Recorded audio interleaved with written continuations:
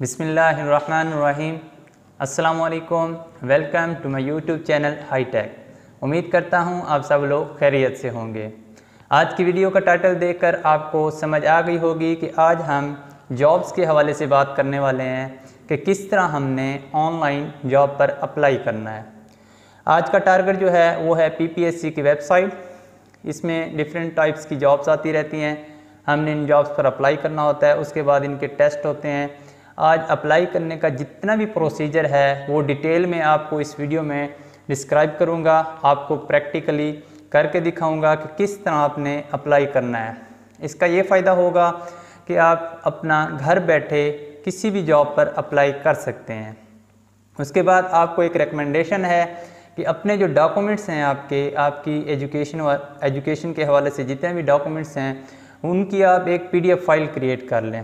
तमाम डॉक्यूमेंट्स जो हैं उनकी पिक्चर बनाकर एक पीडीएफ फाइल में कन्वर्ट कर लें। इसका फ़ायदा ये होगा कि जब भी कहीं कोई जॉब आती है तो आपको अगेन अपने डॉक्यूमेंट्स उठाने की ज़रूरत नहीं पड़ेगी। आपके जो डॉक्यूमेंट्स पड़े हैं पीडीएफ फाइल में, उन्हीं से आप अप्लाई करके अपनी जॉब पर अप्लाई कर सकते हैं। तो इस सब में आपको कुछ डॉक्यूमेंट्स चाहिए होते हैं जिनका साइज़ कम करना होता है, तो वो भी इसी वीडियो में मैं आपको बताऊंगा कि किस तरह आपने अपने डॉक्यूमेंट्स का साइज़ अपनी रिक्वायर्ड वेबसाइट के हवाले से कन्वर्ट करना होता है। तो पीपीएससी में भी 25 KB तक फ़ाइल होती है जो आप अपलोड कर सकते हैं, पिक्चर होती है वो अपलोड कर सकते हैं। तो तमाम डिटेल्स आज इसी वीडियो में आपको मिलने वाली हैं, इसलिए आपसे एक रिक्वेस्ट है कि बग़ैर देर किए चैनल को सब्सक्राइब करें, वीडियो को लाइक करें और दोस्तों के साथ शेयर लाजमी करें। आपके एक लाइक और सब्सक्राइब से आपका कुछ नहीं जाना लेकिन चैनल का फ़ायदा हो जाता है, इसलिए बग़ैर देर किए चैनल को सब्सक्राइब कर लें।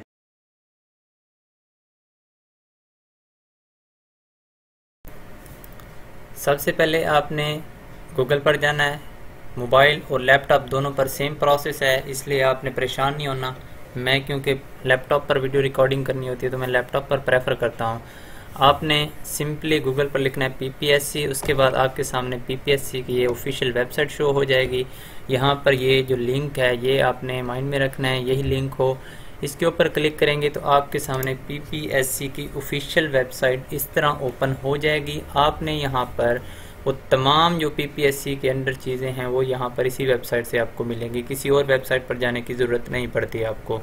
इस वेबसाइट में यहाँ पर जॉब्स के हवाले से देखें तो ये जॉब्स का जो आपको लिखा नज़र आ रहा है इसमें एडवर्टाइजमेंट्स हैं। जो एडवर्टाइजमेंट्स होती हैं वो यहाँ पर आती रहती हैं, आप यहाँ से डाउनलोड भी कर सकते हैं, व्यू भी कर सकते हैं। ये एडवर्टाइजमेंट पीपीएससी की तरफ से ऑफिशियली अनाउंस की जाती हैं, तो इसलिए ये तमाम पीपीएससी की वेबसाइट पर ही शो होती हैं। यहाँ पर आप देख सकते हैं कि ये तमाम एडवर्टाइजमेंट्स हैं जो पीपीएससी की वेब पर आपको अवेलेबल हैं। हमने क्योंकि आज जॉब पर अप्लाई करना सीखना है इसलिए हम ऑनलाइन अप्लाई करने का प्रोसेस सीखेंगे। अब आपने यहाँ पे ऑनलाइन अप्लाई ऑनलाइन पर क्लिक करना है, तो उसके बाद जैसे ही क्लिक करेंगे आपके सामने जो जॉब्स अनाउंस हुई हैं वो सामने यहाँ पर शो होंगी। आपने अगर किसी स्पेसिफिक जॉब पे अप्लाई करना है, आपको उसका नाम याद है तो आप यहाँ पर लिखेंगे उसका नेम, आपके सामने वो तमाम जॉब्स शो होना शुरू हो जाएंगी। मैं एक प्रैक्टिकली आपको एक जॉब पर अप्लाई करके दिखाता हूँ, लेक्चरर इस्लामियात के लिए। मैं इसके ऊपर क्लिक करूँगा तो इस तरह आपको एक पॉपअप शो हो जाएगा, इसको आपने कर लेना है रीड एंड अंडरस्टूड। और अब यहाँ पर देखें, आपने अगेन यहाँ पर चेक कर लेना है कि आपने जो जॉब अप्लाई करनी है वही यहाँ पे सिलेक्टेड है। अगर वो सिलेक्टेड नहीं है तो आप यहाँ से वही सिलेक्शन कर लेंगे। उसके बाद आपका ये यहाँ पर डाटा शो होगा आपको कि ये 17वें स्केल की जॉब है और उसके ऊपर नंबर ऑफ पोस्ट इतनी है, और उसके बाद इसकी जो लास्ट डेट है वो भी आपको यहाँ पर शो करवाई जा रही होगी कि ये लास्ट डेट है इसकी। और इसकी चलान फ़ी जो है वो है 600 रुपये। आपने ये चीज़ें रीड कर लेनी है। एज रिस्ट्रिक्शन भी होती है इनकी, इसलिए एज रिस्ट्रिक्शन भी पढ़ लेनी है। जब ये कंप्लीट आप कर लें उसके बाद आपने फ़िलअप फॉर्म करना है। फ़िलअप फॉर्म पर क्लिक करेंगे। अब यहाँ पर आपको पीपीएससी के थ्रू इंस्ट्रक्शन शो करवाई जा रही हैं। इसमें ये बताया जा रहा है कि आपने जब अप्लाई करना है तो आपके नेम और आपके फादर नेम के स्पेलिंग में मिस्टेक्स नहीं होनी चाहिए। जो आपने अपना रिकॉर्ड लिखना है वो करेक्टली फिल करना है। एप्लीकेशन का एंड पर जाकर एक प्रिंट लेकर लाजमी देख लेना है। ये प्रिंट जस्ट चेकिंग के लिए होता है, आपने PPSC को भेजना नहीं होता। वो प्रिंट आप चेक करेंगे कि कोई क्वाइफ में कोई गलती तो नहीं है। अगर गलती होगी तो आखिरी डेट से पहले पहले हम ठीक कर सकते हैं। अगर आखिरी डेट के बाद होगी, हमें पता चलेगा कि कोई मिस्टेक रह गई, तो वो करेक्ट नहीं हो सकेगी। अब डाटा एंट्री में आपका अगर जो नंबर लिख रहे हैं, मोबाइल नंबर यहाँ पर देना होता है, वो भी आपको आगे बताता हूँ। अगर वो कन्वर्टेड है तो उस पर कोड बड़ी मुश्किल से आते हैं। आप इसलिए कोशिश कीजिए कि जिस नेटवर्क का है उसी नेटवर्क का करें, मतलब जैज़ का है वो कन्वर्टेड ना हो, जैज़ का ही हो, तो आप वो नंबर लिख देंगे। यहाँ पर लास्ट डेट से पहले पहले आपने जो बैंक की है वो फ़ी जमा करवानी होती है, और उसके बाद वही पिक्चर जो होती है बैंक की तरफ से हमें एक रिसिप्ट वापस दी जाती है, वो हमने अपलोड करनी होती है। अब यहाँ पर क्लिक करेंगे आई कन्फर्म, और उसके बाद ही आपको ये अप्लाई का बटन जो शो होगा, अप्लाई ऑनलाइन पर क्लिक करेंगे। यहाँ पर आपने अगेन चेक कर लेना है कि जिस जॉब के लिए आपने अप्लाई किया था वही शो हो रही है। उसके बाद यहाँ पर CNSC डैशेस के साथ और यहाँ पर विदाउट डैशेस के साथ। यहाँ मैंने टेम्परेरी डाटा इंटर किया है। जैसे ही आपने यहाँ पर CNSC विदाउट डैशेस लिखना है, साइट पर क्लिक करेंगे तभी आपको ये ईमेल एड्रेस का ऑप्शन शो होगा। आपने यहाँ पर अपना ईमेल एड्रेस लिखना है, और अगेन आपको बता रहा हूँ कि मोबाइल नंबर की जगह आपने कन्वर्टेड मोबाइल नंबर यूज़ नहीं करना, ताकि आपको कोड का इशू ना आए। नंबर लिखने के बाद आपने क्लिक करना है टू फिल फॉर्म, यहाँ पर क्लिक करेंगे। उसके बाद आपने यहाँ पर देखना है कि आपको नेक्स्ट जो फॉर्म शो होगा वो इस तरह का होगा। यहाँ पर आपने अपनी जेंडर सेलेक्ट करनी है, और उसके बाद आपने डेट ऑफ बर्थ वहाँ पर एग्जैक्ट सेलेक्ट करनी है, क्योंकि यहाँ पर अगर आपने डेट ऑफ बर्थ गलत सेलेक्ट कर दी तो ये बाद में एडिट भी नहीं होगी। इसलिए आपने डेट ऑफ बर्थ, अपना नेम, ये चीज़ें करेक्टली फिल करनी है बगैर किसी गलती के। अब यहाँ पर वो पूछ रहे हैं कि क्या आप गवर्नमेंट के एम्प्लॉय हैं। अगर आप ऑलरेडी गवर्नमेंट एम्प्लॉय हैं तो आपने यहाँ पे येस करना है, अदरवाइज नो। वो कहते हैं कि क्या आप स्पेशल पर्सन हैं, आपकी कोई डिसेबिलिटी है, तो आप येस करेंगे, अदरवाइज नो करेंगे। यहाँ पर नो करना है। और उसके बाद अगर आप आर्मी से रिटायर्ड वगैरह हैं तो आपने यहाँ पर वो भी सिलेक्ट कर लेना है, येस। अगर नहीं है तो नो। तो हर सिलेक्शन के बाद पेज ऑटोमेटिक रिफ़्रेश होगा। आपने सिलेक्शन के बाद नेक्स्ट सिलेक्शन तक वेट करना है, जब पेज रिफ़्रेश हो तो फिर आपने नेक्स्ट सिलेक्शन करनी है। यहाँ पर वैक्सीनेशन इन्फॉर्मेशन की है कि आपकी वैक्सीनेशन हुई है या नहीं। अगर आपने वैक्सीनेशन नहीं करवाई तो आप नॉट वैक्सीनेटेड करवाएंगे। पार्शली वैक्सीनेटेड, अगर आपकी वैक्सीनेशन पूरी नहीं है, और अगर फुली वैक्सीनेटेड हैं आप तो आपने फुली करना है। तो मैं फुली वैक्सीनेटेड करवा देता हूँ। उसके बाद हमने करना है कि नेक्स्ट। अब यहाँ पर एक दफ़ा इन्फॉर्मेशन आपने दोबारा चेक कर लेनी है, और उसके बाद हम नेक्स्ट फॉर्म की तरफ चलते हैं।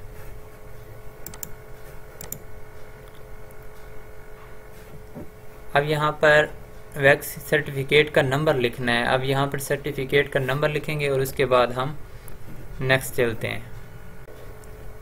वैक्सीनेशन सर्टिफिकेट नंबर लिखने के बाद आपने यहाँ पर टिक करना है। यहाँ पर टिक करना है, आपने जो अपनी इन्फॉर्मेशन देनी है वैक्सीनेशन के हवाले से वो आपने करेक्टली यहाँ पे फिल करनी है। ये वैक्सीनेशन का नंबर आपको, ये वाला जो है, ये आपके कोविड कार्ड से मिलेगा। वो भी आपको एक सैंपल दिखा देता हूँ। यहाँ पर ये देख रहे आप, यहाँ पर सर्टिफिकेट नंबर लिखा होगा। मैंने वैसे हाइड कर रखा है, यहाँ पर आपका कंप्लीट वैक्सीनेशन सर्टिफिकेट नंबर लिखा होगा, यहीं से आपने लिख लेना है। उसके बाद हम कंप्लीट फॉर्म की तरफ चलते हैं। नेक्स्ट अब यूज़र एप्लीकेशन प्रोफाइल की तरफ आ जाते हैं। यहाँ पर हमने अपनी पिक्चर्स, CNSC पिक्चर्स अपलोड करनी है। यहाँ पे टोटल अपलोडिंग वाला डाटा है, तो ये केयरफुली करना है आपने। यहाँ पर जो अपलोडिंग के लिए पिक्चर्स का साइज़ है वो 25 KB होना चाहिए। इसी वीडियो में आपको बताता हूँ कि आपने 25 KB का किस तरह कन्वर्ट करना है। अब मैं यहाँ पर आपको पहले अपने CNSC की पिक्चर्स अपलोड करके दिखाता हूँ। मैंने डमी डाटा अपलोड करना है, इसलिए चूज़ फाइल पर क्लिक करता हूँ। अब मैं एक फ़ाइल चूज़ कर लेता हूँ जिसका साइज़ 25 KB से ज़्यादा है। जैसे ही करूँगा यहाँ पर एरर आ जाएगा। अपलोड पर क्लिक करूँगा तो यहाँ पर एरर आएगा कि ये जो पिक्चर है ये 25 KB से ज़्यादा है। पिक्चर चूज़ करने के बाद आपने अपलोड पिक्चर पर लाजमी क्लिक करना है, अदरवाइज़ आपकी पिक्चर यहाँ पर शो नहीं होगी। यहाँ पर आप एरर देख सकते हैं कि पिक्चर का वो साइज़ कह रहे हैं कि 1 KB से ज़्यादा और 25 KB से लेस होना चाहिए। तो अब मैं आपको सिखाता हूँ कि किस तरह आपने अपनी इमेज का साइज़ कम करना है, सिंपली आपने गूगल करना है इमेज साइज रिड्यूस, फिर आपने इस लिंक के ऊपर क्लिक करना है। जैसे इस लिंक पर क्लिक करेंगे आपके सामने इस तरह की विंडो ओपन हो जाएगी। आपने यहाँ से सेलेक्ट इमेज के ऊपर क्लिक करना है, तो यहाँ से वो ही इमेज सेलेक्ट करनी है जिसका आप साइज़ कम करना चाह रहे हैं। तो इस इमेज का मैं साइज़ कम करना चाह रहा हूँ, इसको ओपन करूँगा। यहाँ पर मुझे इमेज का साइज़ शो हो रहा है कि आपकी जो अपलोड इमेज है वो 3.39 MB की है। अब यहाँ से आपने इसकी सेटिंग करनी है, हाइट और विड्थ को आपने सेट कर लेना है और यहाँ पे क्वालिटी भी सेट कर सकते हैं। तो जी मैं यहाँ पर कर लेता हूँ 60, नीचे भी ऑटोमेटिक 60 हो जाएगी। मैं इसकी क्वालिटी थोड़ी डाउन कर लेता हूँ, मैं इसको 70 तक ले आता हूँ। उसके बाद आपने रीसाइज के ऊपर क्लिक करना है, तो आपके सामने यहाँ पर रीसाइज हुई इमेज आ जाएगी। आपने थोड़ा सा डाउन कर लेना है, स्क्रॉल डाउन करना है। लेकिन ये इमेज भी हमें नहीं चाहिए क्योंकि इस इमेज की जो क्वालिटी है वो 390 KB के, हमें सिर्फ 25 KB चाहिए। तो हमें मज़ीद इसको डाउन करना होगा। हम इसकी क्वालिटी डाउन कर लेते हैं 55 तक, फिर रीसाइज करके देख लेते हैं। अब यहाँ पर फिर प्रोसेस अभी भी 280 तक है, तो हम यहाँ से इसकी हाइट विड्थ भी लेस कर लेते हैं, 50 कर लेता हूँ। यहाँ पर आप एग्जैक्टली एक सेलेक्ट कर सकते हैं कि आप वही लिखें और उसके बाद आपको इमेज 25 KB में कन्वर्ट होकर मिल जाए। आपको डिफरेंट इसकी वैल्यूज़ ट्राई करना पड़ेगी, उसके बाद ही आपको आपकी रिक्वायर्ड इमेज मिलेगी। अभी भी थोड़ी ज़्यादा है, 26 करके देख लेते हैं। अभी भी हमें इसकी थोड़ी मज़ीद कमी करनी पड़ेगी। अब रिसाइज करते हैं। अब 20 KB में कन्वर्ट हो चुकी है। अब इसको मैं डाउनलोड करता हूं और व्यू भी करूंगा कि मैं जो पिक्चर अपलोड करूं ये ना वो नज़र ही ना आए। तो ये पिक्चर आपको क्लियर नज़र आ रही है। आपने इसी मेथड के थ्रू यहाँ पे डिफरेंट वैल्यूज़ आपने ट्राई करनी है, हाइट विड्थ और क्वालिटी। तो अगर यही जो आपके सामने वैल्यूज़ शो हो रही हैं, ये मेरी 4 MB की पिक्चर थी, उसके ऊपर मैंने ये इम्प्लीमेंटेशन किया आपके सामने, तो ये जाकर मुझे इमेज का साइज़ लेस करने के बाद आपने चूज़ फाइल पर क्लिक करना है। अब मैंने PPSC डाटा के नाम से एक फ़ाइल बनाई हुई है, इस पर मैं क्लिक करता हूँ। यहाँ पर नो आइटम शो हो रहा है जबकि इसमें मैंने फ़ाइल रखी हुई है। इसकी वजह ये है कि यहाँ पर लिखा हुआ है कि आपने जो पिक्चर अपलोड करनी है वो JPG हो। मेरे पास जो पिक्चर है वो PNG है। अब मैं आपको ये भी बता देता हूँ, अगर आपको इस तरह अपलोड करते हुए एरर आ जाए कि पिक्चर ही शो ना हो जो आपकी हो, तो आपको यही देखना होगा कि आपकी पिक्चर की जो है वो एक्सटेंशन कौन सी है। पिक्चर की एक्सटेंशन मैं आपको बता देता हूँ। जैसे ऊपर क्लिक करेंगे प्रॉपर्टीज़ में जाएं, यहाँ पे आपको ये शो हो रहा है कि इसकी जो प्रॉपर्टीज़ हैं .png में है, हमें चाहिए JPG में, इसलिए हम इसको कन्वर्ट कर लेंगे। गूगल के ऊपर लिखेंगे PNG to JPG और इसके बाद आप इस फर्स्ट वाले लिंक पर क्लिक करेंगे, आपको इस तरह की विंडो शो होगी। अब यहाँ से आपने अपलोड फाइल पर क्लिक करना है। यहाँ पे आप जो जो इमेज कन्वर्ट करना चाह रहे हैं वो ओपन कर लें यहाँ पर, और उसके बाद हम डाउनलोड कर लेंगे। ये हमारे पास ये कन्वर्ट हो रही हैं, ये भी कन्वर्ट हो चुकी है और ये तीनों कन्वर्ट हो गई। इसको भी डाउनलोड कर लें, इसको भी और इसके बाद ये भी। अब यही तीनों फाइल्स आपने अपलोड करनी है PPSC की वेबसाइट पर। JPG में कन्वर्ट करने के बाद आपने फिर चूज़ फाइल पर क्लिक करना है। उसके बाद आप यहाँ पे कह रहे हैं कि आपने अपनी पिक्चर अपलोड करनी है, अपलोड यूर ओन पिक्चर। पहले हमने अपनी पिक्चर अपलोड करनी है। मैंने एक डमी सा डाटा रखा हुआ है, इसलिए मैं यहाँ पे ऊपर नाम लिखा हुआ है अपलोड यूर ओन पिक्चर, इसके ऊपर क्लिक करता हूँ। आपने पिक्चर यहाँ पे सेलेक्ट करने के बाद अपलोड पिक्चर के ऊपर लाजमी क्लिक करना है। यही चीज़ बताएगी आपको कि आपकी पिक्चर अपलोड हो चुकी है या नहीं हुई। अपलोड पिक्चर पर क्लिक करने के बाद मुझे ये पेज शो हुआ है, तो मैंने कहा आपके साथ भी शेयर करूं।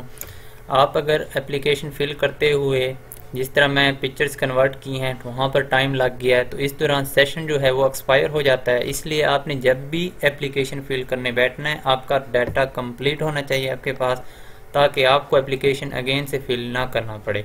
अब हमें सेशन एक्सपायर हो चुका है तो एप्लीकेशन अगेन से फिल करना पड़ेगी।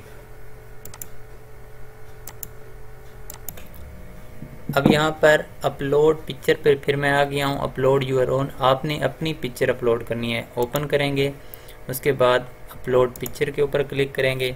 यहाँ पे आपकी प्रोफाइल जो है वो सेट हो जाएगी। यहाँ पर आप देख लीजिएगा आपकी जो अपनी पिक्चर है वो अपलोड हो चुकी है या नहीं। उसके बाद आपने चूज़ फाइल करनी है। अब यहाँ पर हमने CNC की फ्रंट पिक्चर अपलोड करनी है, जस्ट फ्रंट। तो यहाँ पर चूज़ फाइल पर क्लिक करेंगे और अपने CNC की फ्रंट पिक्चर आप यहाँ पर अपलोड करेंगे और उसके बाद अपलोड पिक्चर के ऊपर क्लिक कर देंगे। पेज रिफ्रेश होगा और ऑटोमेटिक आपकी यहाँ पर पिक्चर अपलोड हो जाएगी आपके CNC की। अब यहाँ पे बैंक रिसिप्ट है, ये हमने अपलोड करनी है। ये PPSC के अगर एम्प्लॉय हैं तब ज़रूरत नहीं है, अगर आप PPSC के एम्प्लॉय नहीं हैं तो आपको लाजमी बात है कि रिसिप्ट अपलोड करना पड़ेगी। ये रिसिप्ट आपको कहाँ से मिलेगी? आपने PPSC की वेबसाइट पर चालान फॉर्म डाउनलोड करना है। ये चालान फॉर्म आप डाउनलोड करके इसको फिल करेंगे और उसके बाद आपने वो बैंक में सबमिट करवाना है और बैंक से जो आपको रिसिप्ट मिलेगी वो आपने यहाँ पर अपलोड करनी है। यहाँ से आपने चालान फॉर्म डाउनलोड कर लेना है। ये चालान फॉर्म होता है PPSC का। इसको फिल करने का तरीका भी आपको एक सैंपल के तौर पर दिखा देता हूँ कि इसको फिल कैसे करना है। ये आपके सामने एक PPSC का चालान फॉर्म फिल्ड है, ये आपके सामने ओपन कर रखा है मैंने। यहाँ पर आप अपना नेम लिखेंगे, उसके बाद यहाँ पर आप लिखेंगे अपनी जॉब का और उसके बाद यहाँ पर लिखेंगे केस नंबर। ये आपको सामने केस नंबर नज़र आ रहा है 53 वाला। ये केस नंबर आपको मिलेगा जॉब एडवर्टाइजमेंट से और आपने जो जॉब का नेम है वो भी एडवर्टाइजमेंट से देखकर करेक्टली फिल कर लेना है। उसके बाद यहाँ पर आपने अमाउंट लिखनी है और यहाँ पर भी आप अमाउंट लिखेंगे और उसके बाद आपने ये जो नंबर लिखा हुआ है 240 ये वाला, ये नंबर बैंक की तरफ से है, ये आपने खुद नहीं लिखना, ये बैंक की तरफ से इसको ऊपर रिसिप्ट नंबर लिखा जाता है, इसको रिसिप्ट नंबर कहते हैं। ये आपने ये भी वहाँ पर फिल करना है। ये इस जगह पर ऐड पर क्लिक करते हैं। अब यहाँ पर हमने रिसिप्ट अपलोड करनी है। चूज़ फाइल पर क्लिक कर लेंगे। जो बैंक की तरफ से आपको रिसिप्ट मिलनी है आपने वो यहाँ पर अपलोड करनी है। मैं क्योंकि डमी डाटा ही दे रहा हूँ इसलिए मैं कोई भी पिक्चर अपलोड कर देता हूँ। यहाँ पर आपने लाजमी बात है कि वही रिसिप्ट अपलोड करनी है जो बैंक की तरफ से। उसके बाद चूज़ के बाद आपने अपलोड पिक्चर के ऊपर क्लिक करना है। यहाँ पर भी आपने ध्यान रखना है कि 25 KB से लेस होना चाहिए। यहाँ पर आपकी रिसिप्ट अपलोड हो जाएगी। अब रिसिप्ट जब आपने बैंक में चालान फॉर्म जमा करवाया था वो डेट आपने यहाँ पर सेलेक्ट कर लेनी है। आपने वही डेट सेलेक्ट करनी है जो आपकी चालान फॉर्म की जमा करने की डेट है। अब रिसिप्ट नंबर मैंने आपको वहाँ पर एक शो करवाया था, रिसिप्ट नंबर 240, जो ये 240 लिखा हुआ है इसको रिसिप्ट नंबर कहते हैं। ये बैंक वाले लिख के देते हैं। आपने यही रिसिप्ट नंबर इस जगह पर लिखना है। जैसे मेरा 240 है तो मैं 240 लिख रहा हूँ यहाँ पर। अब बैंक नेम कौन सा है जी? बैंक जिसमें आप जमा करवा के आए हैं वही बैंक। मैंने नेशनल बैंक में जमा करवाया है तो जी मैं यहाँ पर नेशनल बैंक ऑफ पाकिस्तान करता हूँ। हमारे पास इस PPSC का जो ऑप्शन है वो नेशनल बैंक है और स्टेट बैंक है, तो मैं नेशनल बैंक में जमा करवा के आया हूँ, नेशनल बैंक। अब सिटी का नेम सेलेक्ट करना है और उसके बाद ब्रांच नेम कि आपकी बैंक की यहाँ पर डिटेल देनी है कि कौन सी ब्रांच में आपने जमा करवाया है और वो ब्रांच किस सिटी में है, वो यहाँ पर आप सेलेक्ट करेंगे। मैं यहाँ से ब्रांच कोई भी सिलेक्ट कर लेता हूँ। जैसे मैं यहाँ पे ये वाली ब्रांच सेलेक्ट, जैसे आप ब्रांच सेलेक्ट करेंगे एक दफ़ा पेज रिफ़्रेश होगा। उसके बाद आप नेक्स्ट ब्रांच नेम सेलेक्ट करेंगे। यहाँ पे वही ब्रांचेज आएंगी जो आपने ऊपर सिटी सेलेक्ट की है। उसके बाद यहाँ पर अमाउंट जो है वो 600 ही है। अब यहाँ पर आप इंफॉर्मेशन पर सेव पर पहले क्लिक करेंगे, सेव इन्फॉर्मेशन हो जाएगी, पेज रिफ़्रेश होगा। उसके बाद आपको नेक्स्ट का बटन शो होगा। पहले आपने सेव ऑप्शन करना है, उसके बाद नेक्स्ट। चालान फॉर्म आप यहाँ से भी डाउनलोड कर सकते हैं, लेकिन मैंने आपको ऑलरेडी बता दिया कि चालान फॉर्म आप मेन पेज से भी डाउनलोड कर सकते हैं। अब हम बैंक की जो डिटेल्स थी चालान फॉर्म की वो हमने यहाँ पर सबमिट कर दी हैं। उसके बाद हम नेक्स्ट पर क्लिक करेंगे ताकि हम नेक्स्ट प्रोसेस देखें कि हमने क्या क्या चीज़ें अपलोड करनी है फर्दर। अब हमारे पास जो इमेजेस थी वो भी अपलोड हो गई, रिसिप्ट भी अपलोड हो गई। अब पर्सनल रिकॉर्ड को ऐड करना है। यहाँ पर काफ़ी कुछ डाटा इंटर करना है, इसलिए आपने अपना जो पर्सनल रिकॉर्ड है वो अपने पास रखना है। ऐड के ऊपर क्लिक कर लें। उसके बाद यहाँ पर आपने अपने बारे में बताना है कि आपका नेम क्या है, रिलीजन और इस तरह फर्दर। यहाँ पर मैं आपको फॉर्म फिल करके दिखाता हूँ। यहाँ आपने अपना नेम लिखना है, उसके बाद आपने रिलीजन, उसके बाद इस्लाम ऑटोमेटिकली यहाँ पे सिलेक्ट हो जाएगा। जैसे आप कोई ऑप्शन सेलेक्ट करते हैं तो पेज ऑटोमेटिक रिफ़्रेश होता है और उसके बाद आप नेक्स्ट प्रोसेस करते हैं। CNC ऑटोमेटिक लिखा आ जाएगा। CNSE की एक्सपायरी डेट आपने लिखनी है। उसके बाद आपने पोस्टल एड्रेस लिखना है, ये करेक्टली लिखना है। तो इसमें एक चीज़ की एहतियात रखनी है कि यहाँ पर आप कोई स्पेशल करैक्टर्स वगैरह यूज़ नहीं कर सकते। फ़ोन नंबर आपने यहाँ पर अगर आप लैंडलाइन लिखना चाहते हैं तो ठीक, अदरवाइज़ कोई इशू नहीं, आप इसको एम्प्टी रख सकते हैं। यहाँ पर मोबाइल नंबर ये ऑटोमेटिक फील्ड है। उसके बाद ईमेल ये वही है जो आपने पहले लिखी थी। फादर नेम आपने करेक्टली फिल कर लेना है, अपना नेम और अपने फादर का नेम, इसमें आपने स्पेलिंग की मिस्टेक भी नहीं करनी। यहाँ पे डोमिसाइल का आप अपना सिटी सिलेक्ट करेंगे, ये आपके डोमिसाइल पर ही लिखा होता है। डोमिसाइल की इशू डेट भी आपके डोमिसाइल पर लिखी होगी, ये भी आपने वहाँ से देख के लिखनी है।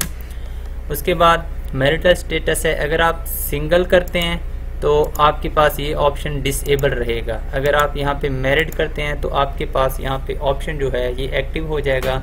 आपको अपनी वाइफ या हस्बैंड आपको यहाँ पे नेम लिखना होगा।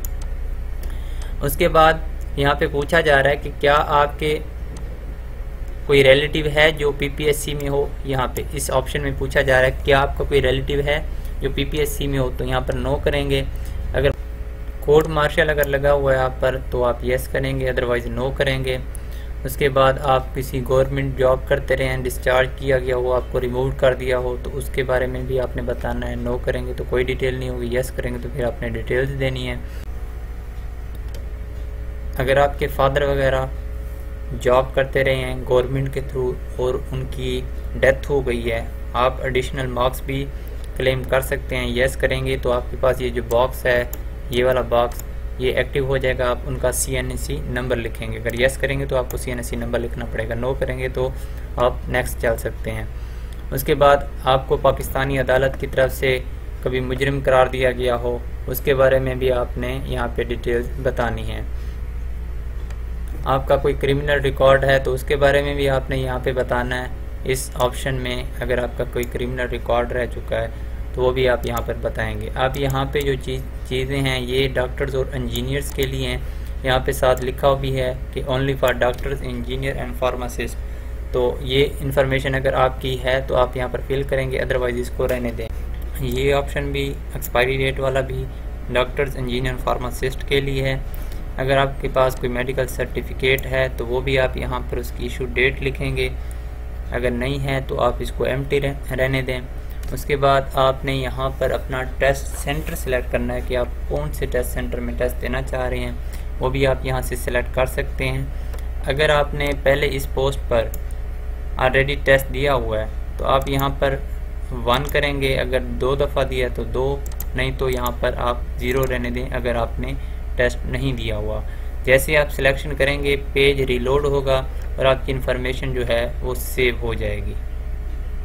उसके बाद आपको ये नेक्स्ट ऑप्शन शो होगा, इसके ऊपर क्लिक करेंगे तो आपको मेन पेज पर ले जाएंगे जहाँ पर हम अपलोडिंग कर रहे थे। अब यहाँ पर्सनल रिकॉर्ड भी हमारा अपडेट हो चुका है। अब एजुकेशनल स्टेटस की तरफ आते हैं तो ऐड के ऊपर क्लिक कर दें।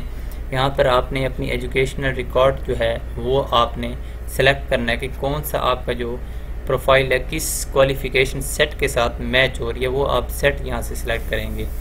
यहाँ पर देख लें सेट जो 1 है उसमें matric, O level, A level, उसके बाद इंटरमीडिएट है, बैचलर है और मास्टर इन इस्लामियात। आपने अगर ये आपका सेट बन रहा है तो आप इसमें सेलेक्ट करेंगे सेट नंबर 1।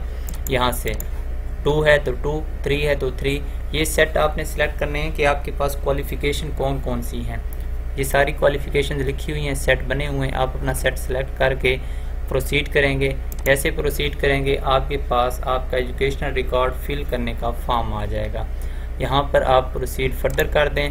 एक दफ़ा अगेन चेक कर लेना कि आपका रिकॉर्ड इसके साथ मैच हो रहा है। अब पहले हम अपनी मैट्रिक की डिटेल्स लिखते हैं। यहाँ पर आपने मैट्रिक सेलेक्ट कर लेना है। पहले मैट्रिक की डिटेल्स पुट करेंगे। आपने यहाँ पर बोर्ड या यूनिवर्सिटी जो है आपकी वो सिलेक्ट करेंगे। अगर इस लिस्ट में वो नहीं है तो आप यहाँ पर ख़ुद से भी लिख सकते हैं। उसके बाद मेजर सब्जेक्ट्स लिखेंगे, फिज़िक्स, मैथ, केमिस्ट्री मैंने लिख दी है। उसके बाद जो आपका रिज़ल्ट 10th का है वो डिक्लेयर्ड होगा, उसकी डेट आपके रिज़ल्ट कार्ड पर लिखी है वो आप यहाँ पर लिखेंगे। उसके बाद एग्जामिनेशन सिस्टम लिखेंगे कि एनुअल था या सेमेस्टर था, एनुअल। उसके बाद आपके मार्क्स ऑब्टेन कितने हैं वो आपने यहाँ पे लिखने हैं। टोटल मार्क्स लिखने हैं जो आपके मैट्रिक के थे। उसके बाद डिवीजन या ग्रेड, ये भी आपके रिज़ल्ट कार्ड के ऊपर लिखा होगा, वो भी आपने वहीं से देखकर ये सिलेक्शन कर लेनी है। उसके बाद आप वेरीफाई दी एजुकेशन डिटेल्स पर क्लिक कर लेंगे, तभी आप नेक्स्ट जो डिटेल्स हैं वो ऐड कर सकते हैं। जैसे इसके ऊपर क्लिक करेंगे ये यहाँ पर ऑटोमेटिकली आ जाएगा। ये अब पेज रिलोड हो रहा है, जो मैंने इंफॉर्मेशन लिखी हुई है मैट्रिक की वो सेव हो रही है। उसके बाद हम add and other education detail के ऊपर क्लिक करेंगे, ये इस जगह पर। अब हम मैट्रिक की डिटेल्स जो है वो यहाँ पर आप देख सकते हैं कि ये मैट्रिक की डिटेल्स थी ये फिल हो चुकी हैं। अब हम इंटरमीडिएट की तरफ चलेंगे। अगेन मैट्रिक की डिटेल्स आपने फिल नहीं करनी क्योंकि ये ऑलरेडी फिल हो चुकी हैं। इंटरमीडिएट की डिटेल्स में आपने यहाँ पर बोर्ड यूनिवर्सिटी लिख लेना है, उसके बाद सब्जेक्ट्स लिख लेने हैं मेजर, उसके बाद रिज़ल्ट जब आपका इंटरमीडिएट का आया था वो डेट, उसके बाद examination system, marks obtain, total marks, उसके बाद डिवीजन या ग्रेड या आपके रिज़ल्ट कार्ड लिखा होगा। उसके बाद अगेन आपने वेरीफाई एजुकेशन डिटेल्स के ऊपर क्लिक कर लेना है, पेज आपका रिफ़्रेश होगा और उसके बाद आप नेक्स्ट एजुकेशन ऐड कर सकते हैं। अब जैसे ये वेरीफाई होता है हम उसके बाद नेक्स्ट देखते हैं कि हमने नेक्स्ट कैसे प्रोसेस करना है। ऐड एंड अदर एजुकेशन के ऊपर क्लिक करेंगे तो हमारे पास यहाँ पर इंटरमीडिएट का रिकॉर्ड भी आपके सामने आ चुका है। अब हम अपने तीसरे लेवल बैचलर की तरफ चलेंगे। बैचलर की तरफ चलते हैं, यहाँ पर बैचलर की डिटेल्स हमने देनी है।